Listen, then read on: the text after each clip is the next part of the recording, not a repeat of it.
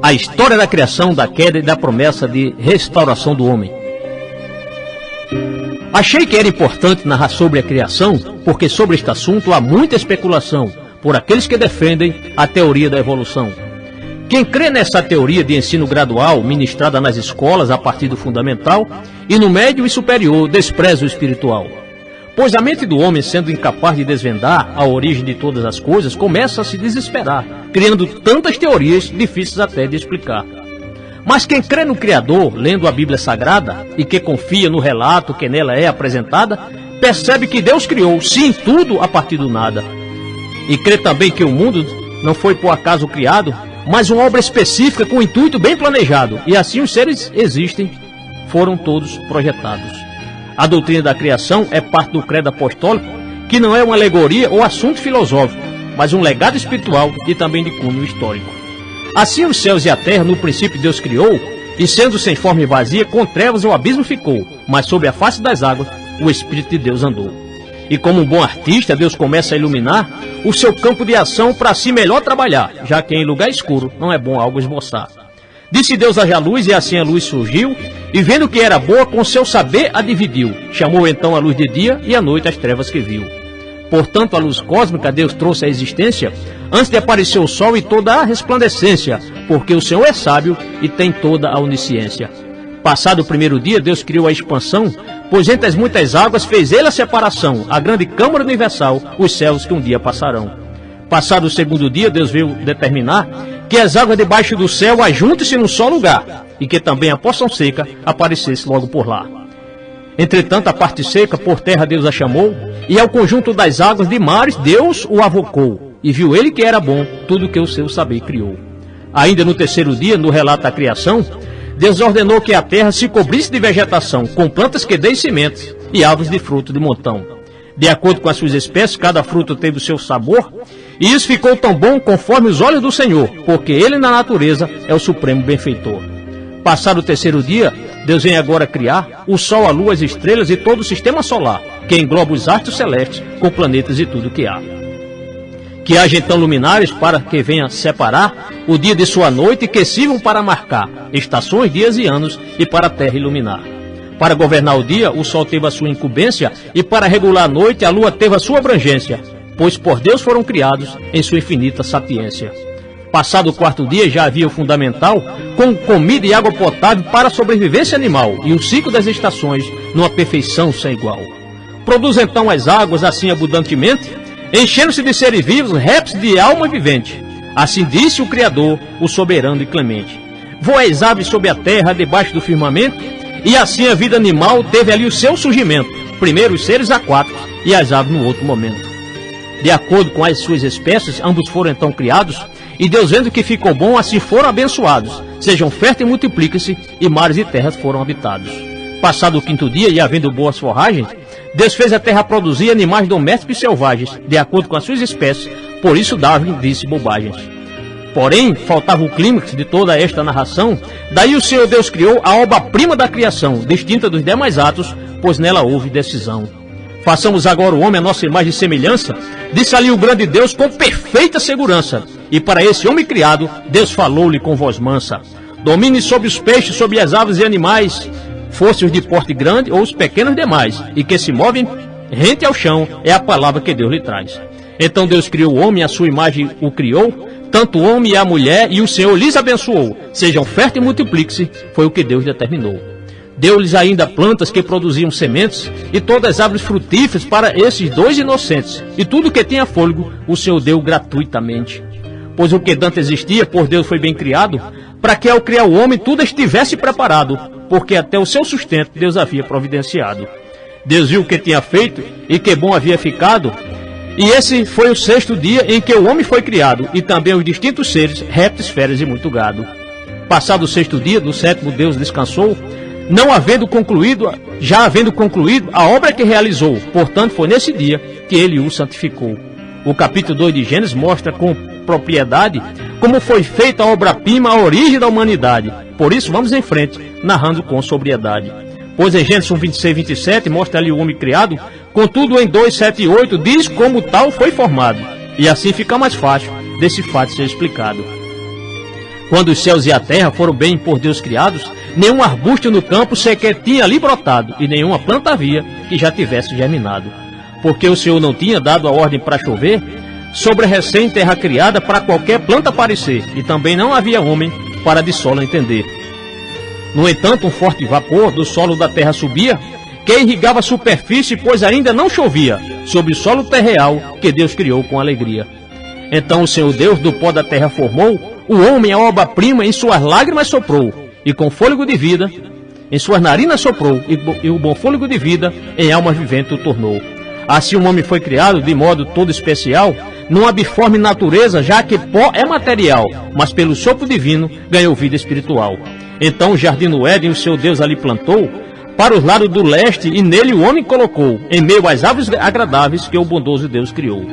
E no meio do jardim, para não cair em esquecimento, estava a árvore da vida, a árvore do conhecimento, e nele havia um rio que dava num escoamento. Ele irrigava o jardim, mas depois se dividia em outros 4 rios que grande área percorria. Vamos dizer o nome deles, se antes você não sabia. O nome do primeiro rio é chamado de Pison, que percorre a Avilá, a terra de Ouro Bom, e passando por Cush. O segundo é o Gion. O terceiro é o Tigre, que corre pelo lado, lá do leste da Síria, este país é afamado. Já o quarto grande rio, o Eufrates é chamado. Mas o jardim do Éden precisava ser cultivado, e para isso Deus colocou o homem por ele criado. Foi esse o primeiro serviço que o Senhor lhe tinha dado. A este homem criado Deus fez o esclarecimento, coma de qualquer árvore, exceto a do conhecimento, pois se comesse morreria, restando só o lamento. Então o Senhor Deus, vendo este homem só, deu-lhe uma companheira, algo bom e do melhor, alguém que o auxiliasse, esse ser feito de pó. Quanto aos animais do campo e selvagens domesticados, e todas as aves dos céus e demais seres criados, pelo homem que Deus criou, seus nomes foram colocados. Pois não encontrando o homem alguém que o auxiliasse, foi preciso que o Senhor este quadro remediasse, uma forma de socorrê-lo, provendo quem o ajudasse. Para isso o Senhor Deus fez o tal homem cair num profundíssimo sono para resolver logo agir, e tirando-lhe uma costela, fechou-lhe a carne ali. Com essa mesma costela que do homem foi tirada, o Senhor fez a mulher e a este foi apresentada. E assim que ele a viu, disse-lhe de forma educada: Esta é osso dos meus ossos, falou de maneira acertada, e carne da minha carne, e por mulher será chamada, porque do próprio homem que com certeza foi tirada. O homem e sua mulher, nus no Éden ali viviam, e vergonha um do outro aqueles dois não sentiam. Era um belo casal que harmônicos conviviam. Mas o capítulo 3 de Gênesis mostra o quadro da tentação, que relata a grande queda de Eva e de seu Adão, e também da raça humana em toda a sua extensão. A serpente, a mais astuta dentre todos os animais, esta sim foi o canal para os intentos de Satanás, que pôs ali em sua boca o seu engano quanto mais. A paz de Deus com o homem, Satanás quis dar um fim, e chegando-se a mulher, perguntou-lhe bem assim: Não comereis de nenhum fruto das árvores deste jardim? Sim, do fruto das árvores podemos nos alimentar, mas quanto à árvore do meio, Deus veio nos recomendar: Não o comer e não tocar, senão a morte nos sobrevirá. Disse a serpente à mulher: Certamente não morrerão, pois Deus sabe que ao comer e seus olhos se abrirão, conhecendo o bem e o mal, e como Deus vocês serão. A mulher viu que a árvore tinha aparência agradável, sendo atraente ao paladar e aos olhos bem desejável, para tudo discernir com sabor memorável.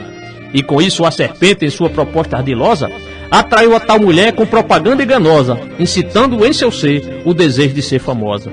Por isso foi que a mulher tomou do fruto e comeu, e chegando-se a seu marido, de pronto lhe ofereceu, comendo também do fruto que o Senhor jamais lhe deu.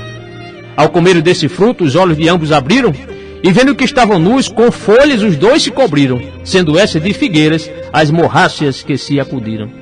Ouvindo os passos do Senhor que pelo jardim caminhavam, quando a brisa do dia nesse local bem soprava, o tal casal transgressor entre as árvores se ocultava. Porém o Senhor Deus pelo homem ali chamou: Onde está você? E em resposta escutou: Ouvi teus passos no jardim, e o medo já me tomou.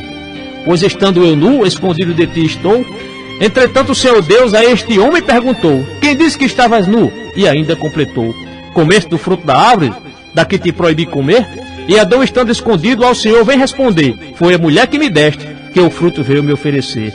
Que foi então que você fez? A mulher Deus perguntou, e ela lhe respondeu, uma desculpa arranjou, dizendo que tinha comido, porque a serpente a enganou. Nesse ínterim o Senhor Deus disse à serpente sagaz: Porquanto fizeste isso, maldita tu então serás, do que todas as outras bestas e mais que todos os animais. E sobre o teu ventre tu sempre rastejarás, e nos dias da tua vida o pó da terra comerás. E para essa maldita serpente, Deus falou-lhe ainda mais: entre você e a mulher, inimizade existirá, entre a sua descendência e aquele que dela virá. Este lhe ferirá a cabeça, e você o seu calcanhar. Assim, em Gênesis 3,15 é a promessa da redenção, que é o proto-evangelho, a tão bendita provisão, que deu o Cordeiro ao mundo, mesmo antes da fundação. E disse Deus à mulher, o poderoso e onipotente: a tua dor na gravidez multiplicarei grandemente. É por isso que sofre a varoa na hora parturiente. Somente para seu marido o seu desejo então será, e ele, o seu esposo, é quem a dominará. Foi isso que para a mulher Deus veio sentenciar. E quanto àquele homem que a Deus desobedeceu, este não sairia ileso, pois julgamento recebeu. E esta foi a sentença que o Onipotente lhe deu. Por teres comido do fruto que te proibi comer, maldita seja a terra só por causa de você, pois deste ouvidos à mulher e ainda veio lhe dizer: durante a vida inteira terás então que trabalhar, para que a terra produza algo para te alimentar, e espinhos e ervas daninhas esta também produzirá. E das ervas do campo o teu alimento será, e com o suor do teu rosto o pão você comerá, até que tornes a terra, pois foste tirado de lá. Porque você é pó, e ao pó voltará. E Adão, a sua mulher, um nome veio lhe dar, chamou então de Eva, a mãe de todos que há. E fazendo roupas de pele, Deus a este casal vestiu, pois em sua misericórdia sua graça não retraiu, não deixando o casal nu, pois a nudez não permitiu. Então o Senhor Deus com a trindade arrazoou, eis que como um de nós este homem se tornou, conhecendo o bem e o mal, e em seguida completou: do fruto da árvore da vida ele não deve mais comer, para que assim não possa em eternidade viver. Por isso o Senhor Deus algo teve que ali fazer. Começou expulsando o homem daquele belo lugar, pois agora ele teria que o seu solo cultivar, do qual fora tirado, e para onde voltará. Depois de expulsar o homem, Deus fez algo interessante, pois colocou lá querubins e uma espada flamejante, que se movia aguardando a árvore da vida a todo instante. Sendo expulso do jardim, o homem perdeu a comunhão com o supremo autor da vida, o Deus de toda a criação, o eterno e imanente, o Criador da redenção. Com o pecado de Adão e Eva já não há mais inocente, porque esse logo atingiu também aos seus descendentes, deixando-os bem rebeldes, fracos e desobedientes. Pois o pecado no mundo, por um só homem entrou, e pelo pecado a morte a todos eles passou. Por isso todos pecaram, e nem o inocente ficou. Mas a graça do Senhor Deus é seu imenso favor, que independe de merecimento de qualquer um pecador, pois Cristo é quem justifica a pessoa do transgressor. E é o sangue de Jesus que nos dá a sustentação, por Deus assim propôs, para não haver propiciação, para haver propiciação. E assim Deus, temos a certeza que foi feita